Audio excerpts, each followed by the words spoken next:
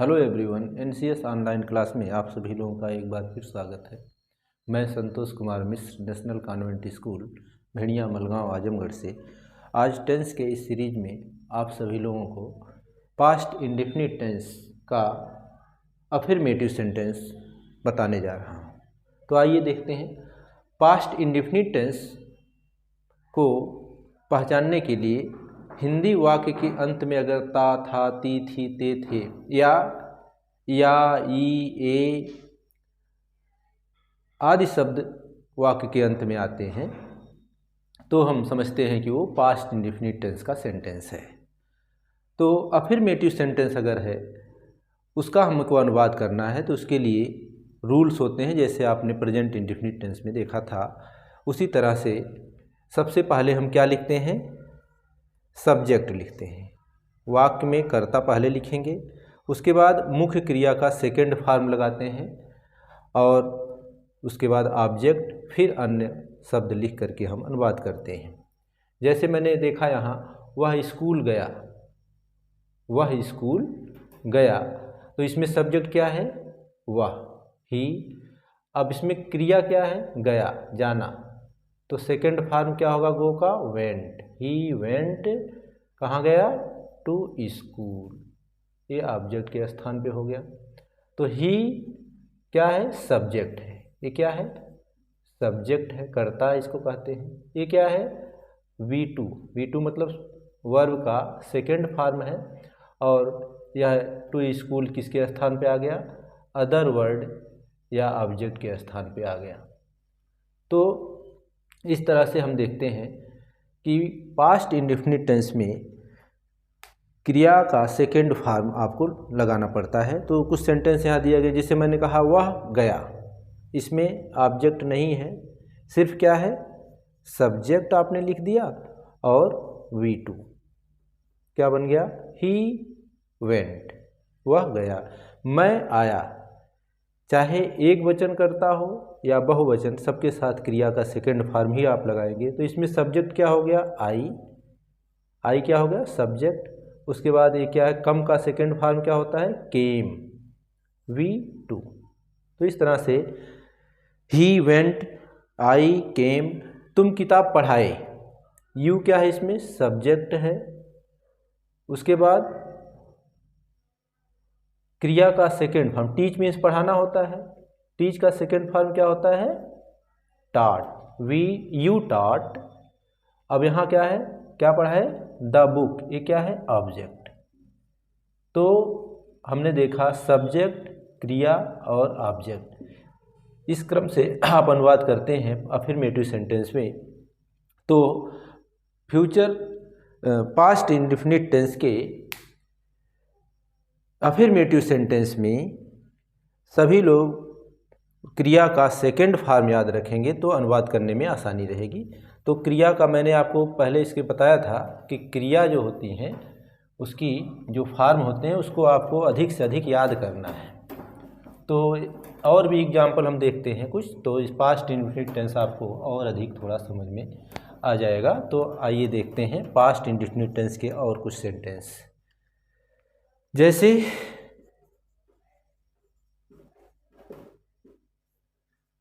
वे शहर गए, वे शहर गए। अब इसमें देखते हैं क्रिया क्या है? गए। वे क्या है? इस सब्जेक्ट है। तो सबसे पहले क्या लिखेंगे आप? दे। अब इसके बाद देखते हैं क्रिया। सब्जेक्ट के बाद हमने क्या बताया है आपको? क्या लिखना है? V2। क्या लिखना है? V2। गो का सेकंड फॉर्म क्या होता है? वेंट। दे वेंट, कहाँ गए? अदर वर्ड क्या इसमें है? शहर। तो क्या हो जाएगा?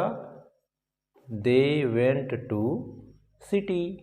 तो इस तरह से और भी एग्जाम्पल देखेंगे तो समझ में आएगा। हम विज्ञान लिखे। अब इसके अंत में भी ए आया है या ए आ रहा है तो इसको पास्ट इंडेफिनिट टेंस ही समझेंगे हम। तो वी सब्जेक्ट हो गया। लिखने की अंग्रेजी आप राइट जानते हैं, तो सेकंड फॉर्म क्या हो जाएगा? Wrote. We wrote the science. तीसरा और देखते हैं, किसान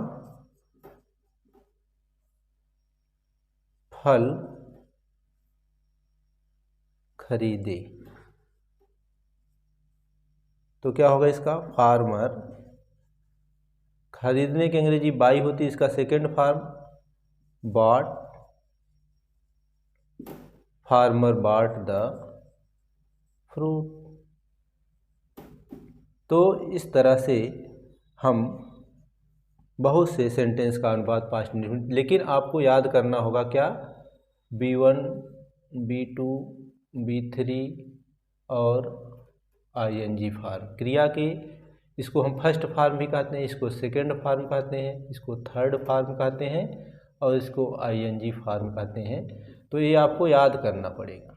वर्ब जब याद रहेगा तभी आप ट्रांसलेशन कर पाएंगे। तो मैं बार बार बताता हूँ आपको, जैसे मैंने कहा कि गो, गो मीन्स जाना, वेंट, वेंट मीन्स गया, और थर्ड फार्म इसका क्या होगा, गॉन, और ING फार्म क्या हो जाएगा, गोइंग। इसी तरह से जितने भी वर्ब हैं, अधिक से अधिक वर्ब आप याद रखेंगे तो पास्ट इंडेफिनिट इसको पास्ट में ही लगाते हैं, पास्ट फार्म भी इसको कहते हैं। तो जितने भी सेकंड फार्म आते हैं वो पास्ट इंडेफिनिट टेंस में लगते हैं। जैसे मैंने यहाँ लिख दिया प्ले, इसका सेकंड फार्म क्या होगा, प्लेड, थर्ड फार्म भी क्या होगा, प्लेड, और ING फार्म क्या हो जाएगा, प्लेइंग। तो पास्ट इंडेफिनिट टेंस में आपको क्या लगाना है, सेकंड फार्म, वर्ब का सेकंड फार्म लगा करके ही अनुवाद हम करते हैं।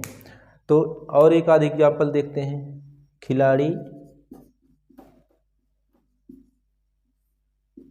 क्रिकेट खेले। अब आपको ये समझना है कि ये क्या है, पास्ट इंडेफिनिट टेंस है। तो खिलाड़ी की अंग्रेजी क्या हो जाएगी, प्लेयर्स, ठीक है। अब यह इस सब्जेक्ट हो गया, सब्जेक्ट में आपको वर्ब लगाना है, खेलना, खेलने की अंग्रेजी क्या होती है, प्ले। तो इसका कौन फॉर्म लगाएंगे, played, players played the cricket, players played the cricket. तो ऐसे ही आप कुछ एग्जाम्पल्स और अपने से लिख के अभ्यास करेंगे। तो कुछ एग्जाम्पल्स मैं और आपको दे रहा हूँ, इसका अभ्यास आप कर लेंगे तो पास्ट इंडेफिनिट टेंस लगता है हमें कुछ ज़रूर समझ में आ जाएगा। और इसको अभ्यास करना पड़ेगा, अभ्यास करिए। कुछ एग्जाम्पल्स और देखते हैं जिसको आप अपने से करेंगे। शिकारी शिकार किए, वह अपने स्कूल गई, नौकर बाजार से दूध लाया, हम तुम्हें अनुवाद पढ़ाए,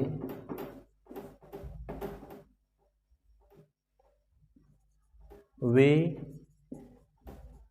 अपनी किताब बेच दिए,